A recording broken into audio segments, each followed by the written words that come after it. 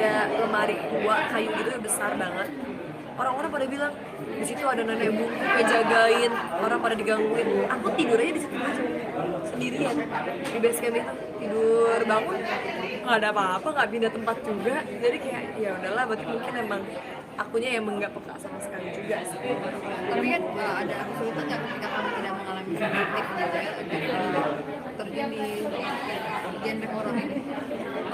Kesulitannya nggak banyak sih, karena bagi aku kita nggak perlu bisa acting memerankan karakter dengan, maksudnya kita harus udah pernah melakukannya kan. Kita nggak perlu mati beneran buat tahu acting mati kayak gimana kan. Jadi ya istilah kata 70% kita ngelakuin acting, 30% kita berpura-pura, kita harus punya kesadaran sendiri ya kan. Dan dari acting itu kan kita bisa berupa research, bisa berupa kita nonton dari banyaknya film, ribuan, puluhan ribu film yang bisa kita lihat buat referensi. Jadi nggak harus merasakan dulu baru kita bisa melakukan. Yang membedakan film horor yang udah pernah dibintangi sama Aku Tahu Kapan Mati ini apa? Dari judulnya kayaknya juga rada-rada gimana gitu. Ini aja berbeda sama Aku Tahu Kapan Kamu Mati yang pertama. Yang pertama kan agak light, agak komedi gitu ya, remaja banget lah, teenage gitu, horor tapi tetap bisa ditonton anak-anak remaja.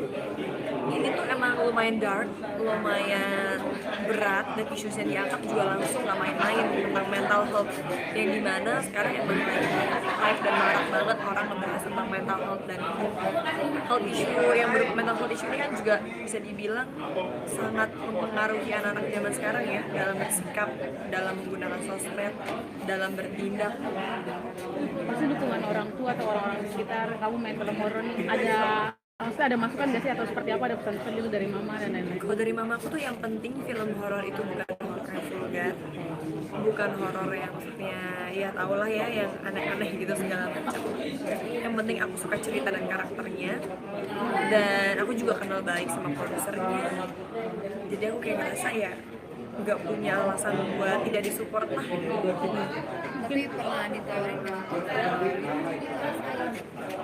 Pernah, kadang-kadang aku kayak teman-teman ini gue kayak mau nggak dibukain, terus kayak enggak mau, nggak bisa lihat ini, enggak karena aku tuh ya Asian nih kan, bisa jadi depresi, orang nggak biasa ngelihat tiba-tiba dikit-dikit ngelihat, jadi kayak yaudah mending yang Allah aja kalau aku. Kalau bikin sedikit tips kamu gimana sih melakukan hubungan baik sama mantan gitu? Tipsnya jangan lihat keburukannya, jangan berharap apapun yang berlebihan, dan tetap punya hati yang tulus aja sih. Even itu ke temen, even itu orang yang udah jahat sama kita, even itu ke mantan sekalipun. Jadi kita jadi nggak punya perasaan yang apa ya, istilah kata kalau kebaikan kita nggak dibalas sakit hati gitu. Tapi kamu sih masih menjalin komunikasi nggak sih? Masih sih, maksudnya kayak dalam artian ulang tahun udah pasti ngucapin ya kan, lebaran, terus Natal, misalnya aku Natal. Terus kalau misalnya kayak ada kita mau bikin konten bareng gitu, masih saling mensupport. Itu kan masih sering bikin konten atau kalian suka ketemu gitu, hangout keluar, gimana sih biar nggak nimbulin rasa-rasa LDK atau gimana di antara keduanya? Nggak tahu ya, aku kayak jalanin aja gitu ya. Maksudnya aku anaknya soalnya nggak yang neko-neko gimana juga sih, kayak saat ketemu teman, saat ketemu orang baru nggak punya perasaan dalam hati yang kayak pengen lebih atau gimana gitu, enggak gitu. Jadi ya udah, rasanya outputnya jadi begitu aja. Ya, ini kan mereka sebenarnya supaya trailer gitu kan yang lagi viral nih yang ada songkong yang sampai dimutilasi, terus kemarin yang di mana di Bekasi dan itu wanita sebenarnya menanggapi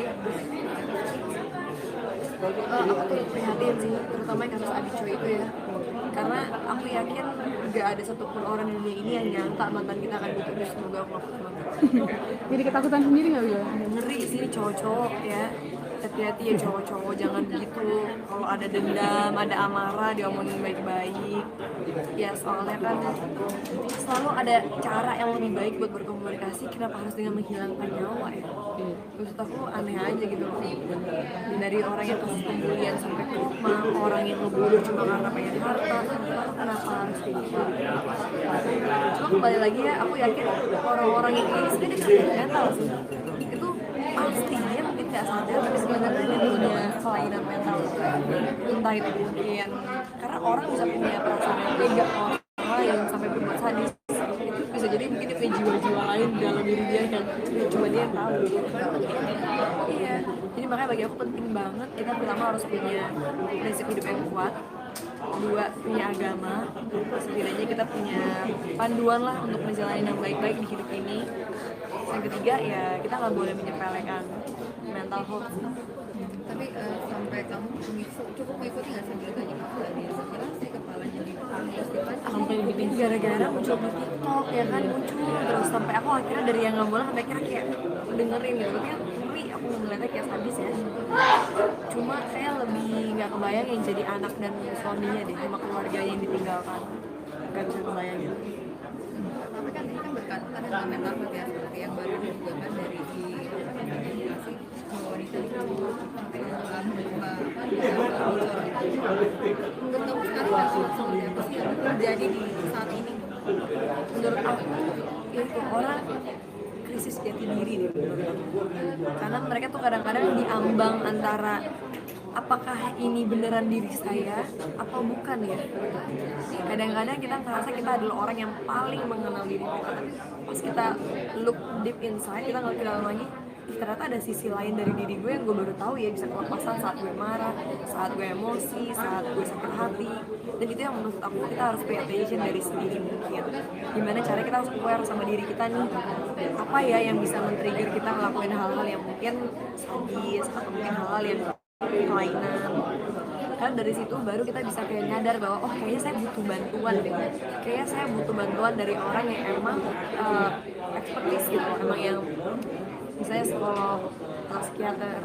Karena menurut aku kalau bukan diri kita yang tahu dan cepat sadar apa yang salah dalam diri kita, siapa lagi? Orang-orang belum tentu tahu siapa aslinya. Makanya jangan pernah anggap sepele apapun yang kita rasain dalam hati kita. Kalau itu benar-benar mengganggu banget, coba diskusi sama orang terdekat. Tapi kalau udah sampai membuat kamu kayak otak kamu, pikiran kamu menyuruh kamu melakukan hal-hal yang mungkin hati kamu aja gak inginkan, coba mulai kunjungin dokter atau psikolog atau orang-orang yang bisa kasih bantuan yang lebih.